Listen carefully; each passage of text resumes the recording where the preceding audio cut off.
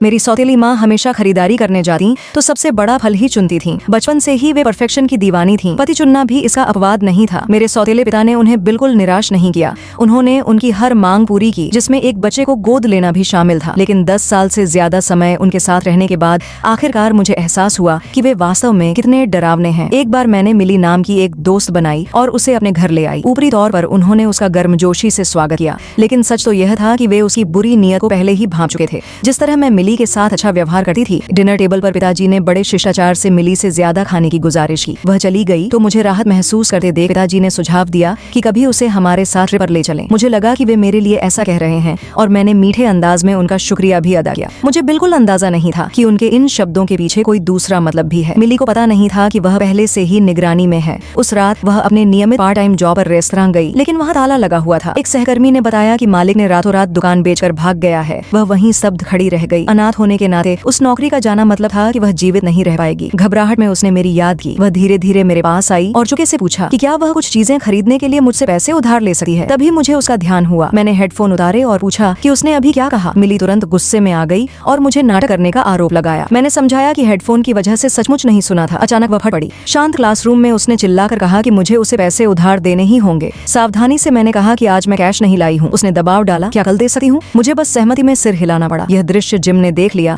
जो मुझ पर क्रश रखता था। वह सीधे आया और 2 नोट निकालकर मिली को चेतावनी दी कि वह मुझे फिर से ढौंस न जमाए। गुस्से में आकर मिली ने कुछ उठाकर उस पर फेंका और एक मुक्का भी जड़ दिया। फिर उसने गुस्सा मुझ पर उतारा, मेरी जिंदगी को कितनी भाग्यशाली बताकर ताना मारा। अजीब बात है कि इसके थोड़े समय बाद ही जिम ने खुद आगे आकर मिली से माफी मांग ली। वह साधारण सॉरी ने मिली के जमे हुए दिल को पिघला दिया। दरअसल इससे पहले कुछ गुंडों ने मिली को परेशान किया था और संयोग से जिम गुजर रहा था, जिसने उसे बचा लिया था। पहली बार उसे लगा कि कोई उसकी कद्र करता है। बाद में जब उसने जिम को मेरी सौतेली माँ की कार में बैठकर जाते देखा तो उसे गहरी निराशा ने जकड़ लिया। और ऊपर से एक दिन कचरा फेंकते समय मिली ने जिम को अपने दोस्त से कहते सुना कि स्कूल के बाद वह मुझे अपने दिल की बात बताने वाला है। उस एक वाक्य ने सबकी किस्मत बदल दी। मिली ने दांत पीसे। क्लासरूम में लौटकर उसने मुझे आदेश दिया कि स्कूल के बाद जिम के पास बिल्कुल न जाना। मैंने पूछा क्यों। वह पागलों की तरह चिल्लाई कि बस मेरी बात मानो। मैं बस हैरानी में मान गई। स्कूल खत्म होने पर मैं उसके साथ बाहर निकली। जैसा कि उम्मीद थी, जिम पीछे पीछे आया और मुझसे बात करने की कोशिश की। मिली को दूर जाते देख मैं मजबूरन बोली कि आज मैं व्यस्त हूँ, किसी और दिन बात करेंगे। सब इसलिए क्योंकि मैं यह दोस्ती नहीं खोना चाहती थी। मिली के विस्फोटक गुस्से के आगे मैं बार बार झुकी गई, लेकिन वह और आगे बढ़ती गई। जब उसने जिम द्वारा सिर्फ मेरे लिए बनवाया गया कस्टम कीचेन देखा तो जलन ने उसे जकड़ लिया। और यह देखकर कि मैं हमेशा उसे खुश करने की कोशिश करती हूँ, उसने कीचेन पर भी नजर गड़ा दी। उसने मांग की कि मैं उसे हमारी दोस्ती की निशानी के तौर पर दे दूं। उसे पता था कि मैं डरपोक हूँ और कभी मना नहीं करूंगी। उसे क्या पता था कि यही कीचेन उसे मौत के कगार पर धकेल देगा।